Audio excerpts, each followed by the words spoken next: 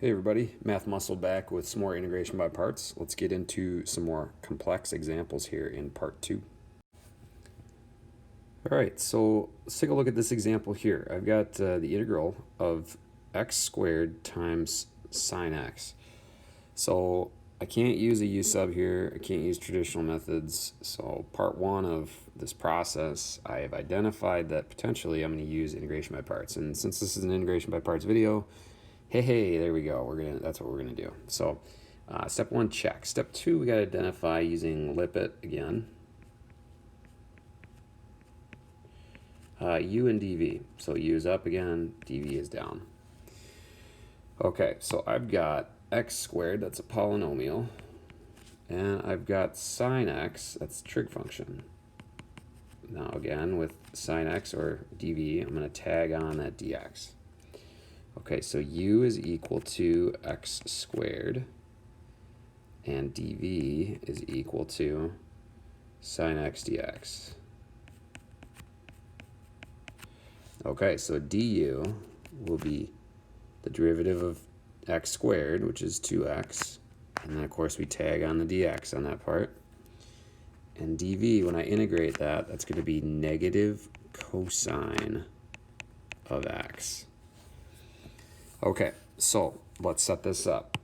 What you might notice here, or maybe you haven't noticed yet, but we're actually going to have to use integration by parts 2 times here.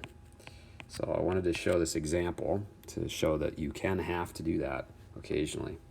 So here we go, let's set it up. We've got uv, remember uv minus the integral of v du.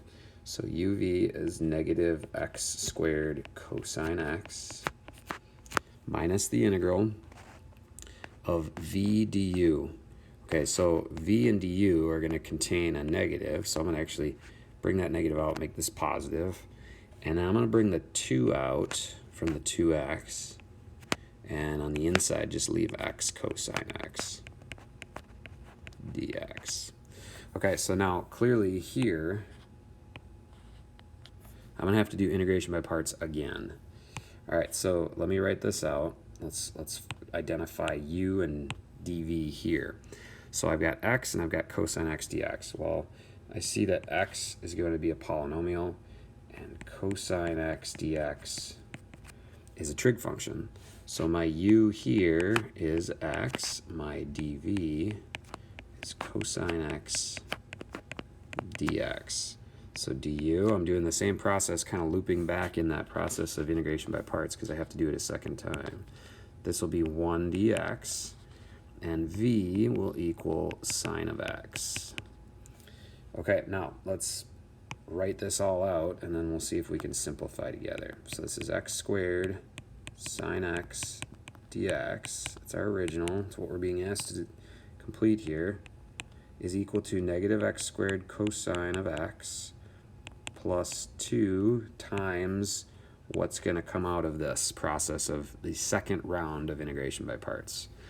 So I got uv, which is x sine x, minus the integral of v du, which is sine x dx.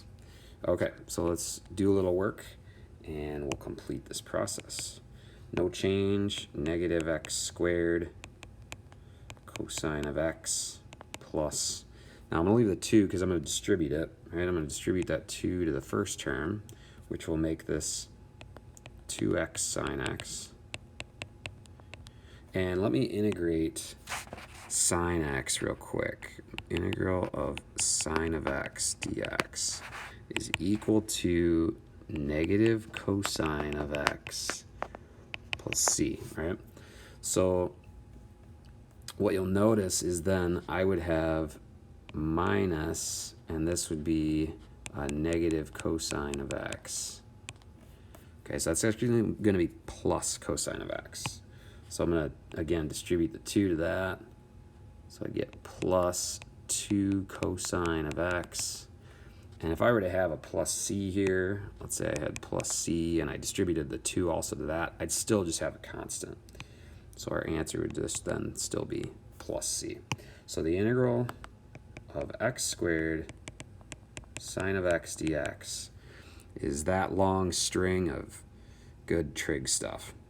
Okay, so let's do one more example. Again, a similarly complex example, although I don't think I'm going to require, no, I don't think I'm going to require 2 rounds of integration by parts, but we'll see.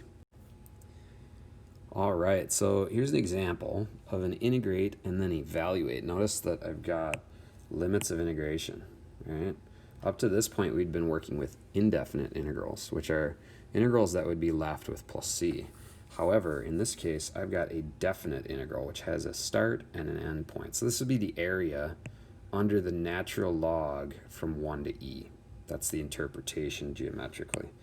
So first thing we have to do, like we know, is identify, can we use traditional methods? And we can't. We can't use a substitution either. Therefore, in this case, again, integration by parts video, we're going to use integration by parts, so step 1, check. Now we need to identify u and dv. So u is up, log, inverse trig, polynomial, exponential, trigonometric function, dv is down. Okay, but there is only one function. And there's not really, it's kind of fooled you in how it's written, but you do have a 1 here. So the 1 is a polynomial, right? It's just a linear, it's just a constant, right? And then I have ln of x as a logarithm. So ln of x, tag on, we're going to tag on the dx with 1, right? Because that's dv. And ln of x will be u. So if u equals, oops, I don't want that. I'm going to go with, let's go blue. So u is equal to ln of x.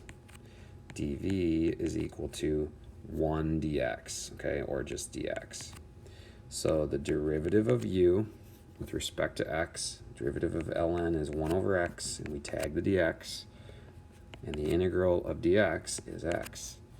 Okay, so let's see what we get here. Let's drop the limits of integration for a moment and just go like this. And let's kind of fit this using our equation, if you will. Okay, so uv would be x ln of x minus the integral of v du. Well, if I take v times du, I'd have x times 1 over x. And x times 1 over x is 1. So I just have 1 dx. So what I'll have then is x ln of x minus x and plus c if there were no limits on it, right? But since there are limits, I'm putting the limits 1 to e on there. What I'm going to have is this evaluated from 1 to e. Okay, so let's evaluate that.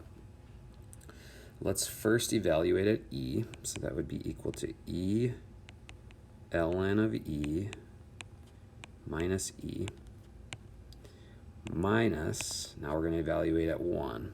So that'd be 1 times ln of 1 minus 1. Okay, let's identify a few items here. Okay, ln of e is 1.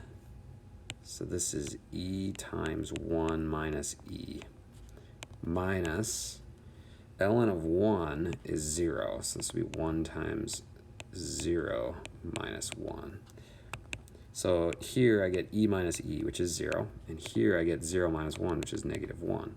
So the area under that curve, under ln of x from 1 to e, is actually equal to 1. That's actually really cool. So we used integration by parts to find the area under that curve. Okay guys, I'm going to do one more video on integration by parts on some really complex examples, some that you don't see often, but it's good to know about. So hope this made sense. Shoot me a message or comment below with any requests. Have a great day. We'll see you in the next video.